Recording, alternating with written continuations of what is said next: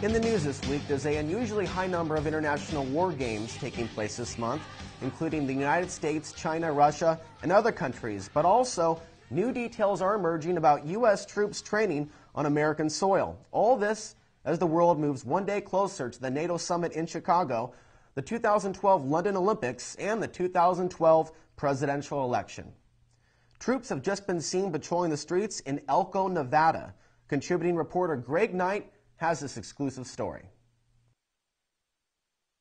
An Army National Guard brigade occupied the streets of ELKO in early May as a combined group of soldiers from Arizona, Idaho, and Nevada returned from a training mission with the Canadian National Guard.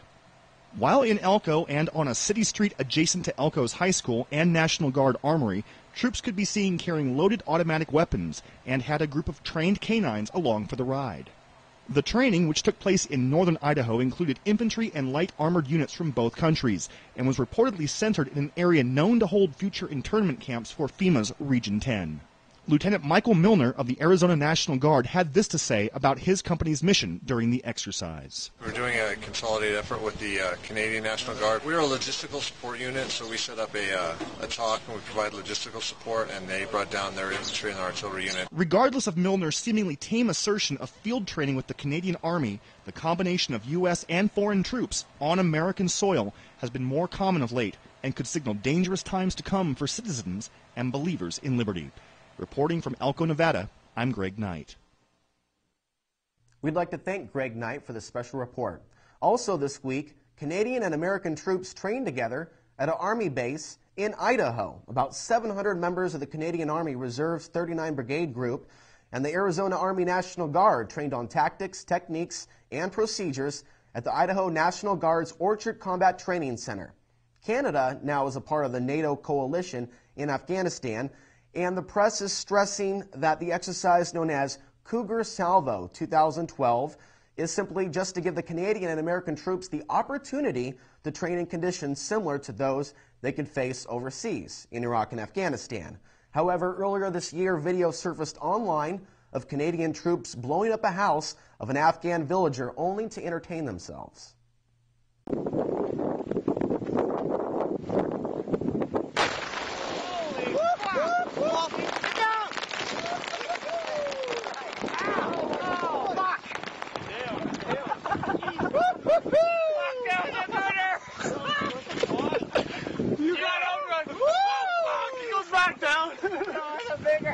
Zero.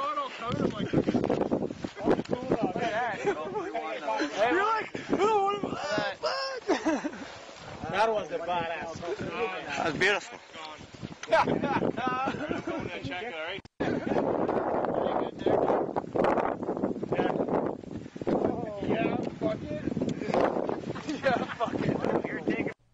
Obviously, there's great concern about the unusually high number of stories about troops training on American soil, both American and those foreign. But also, the Department of Homeland Security and USDA have combined, between them two, purchased an estimated 750 million rounds of ammunition, what some analysts say is enough ammunition to fight a war for 7 years.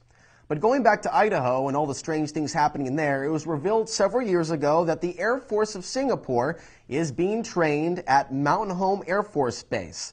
In reference to that, Secretary of the Air Force Michael Donnelly says, quote, "This is the latest step in a long and fruitful relationship between the two militaries." Here's that video. Singapore's F-15s have been streaking across the skies of Idaho as RSAF pilots undergo air-to-air and air-to-ground training. They are the most advanced Strike Eagle fighter jets, and Singapore has ordered 24 from the US military.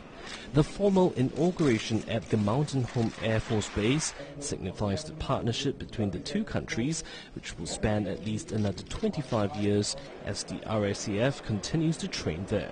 The U.S. has been a stabilizing force for many decades in our region. The U.S. is a very strong economic partner for all of us, and the U.S. itself is a Pacific power. So we believe that in a time of change and uncertainties in the Asia-Pacific, that a continued U.S. presence will be very important to maintaining the stability, peace and security in our region. Having an F-15 detachment here provides for mutual training and interoperability opportunities. We have always valued the strategic partnership with Singapore in Asia, and this is just another expression of that mutual commitment to interoperability in the Pacific. For the 250 Singaporeans and their families, it has also been a mutual learning experience as they adapt to a new culture and home.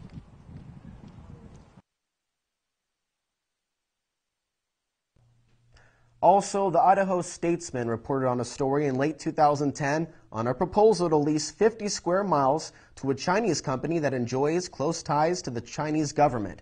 They're known as the Sinomac Corporation. More on this later. These are just snapshots of some of the big moves being made in our country involving foreign governments and troops with the approval of our government and the participation of some of our troops.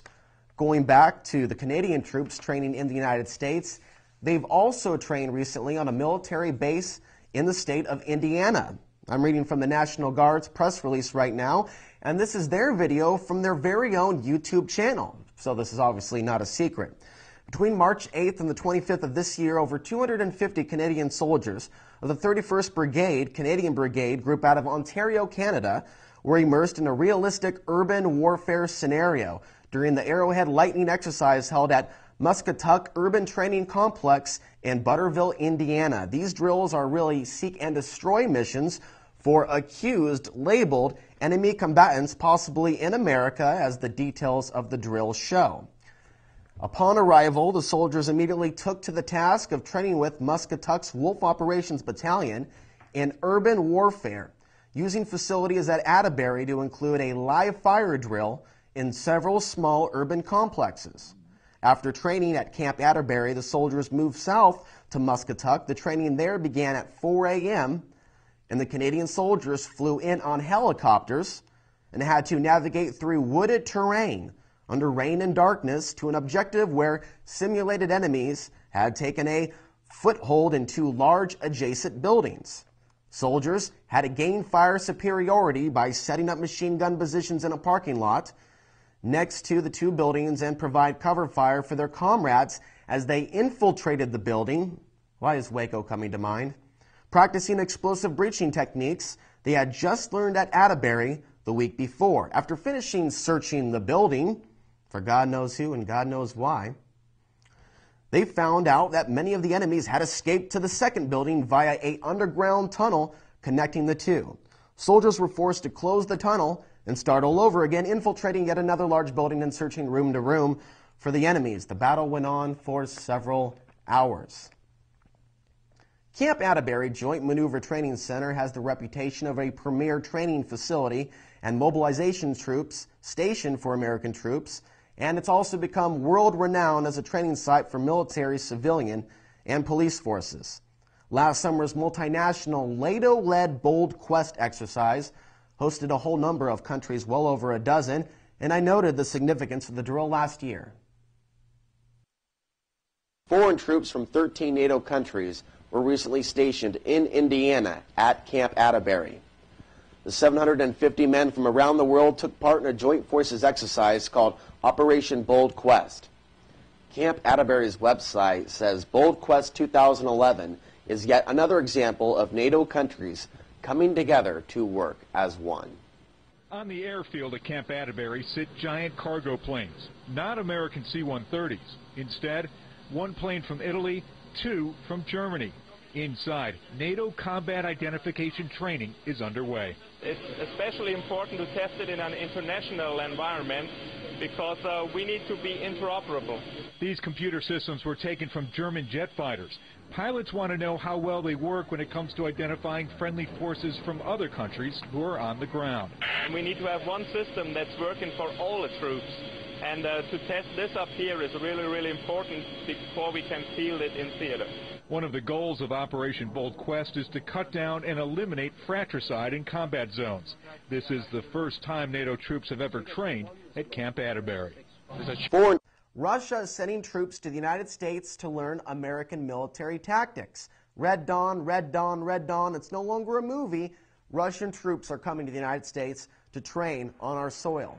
Now, you wouldn't think that Russian and NATO countries would be working together, training on the same soil, but they are. And in a future episode, I'll be going over a detailed breakdown of all the facts concerning this very bizarre drill that most Americans don't even know is taking place. Plus, there's also breaking news that a Michigan town near Ohio could become a Chinese city. More on that later. For the UNN Newsroom, I'm Alex Ansary. Stay safe, everyone.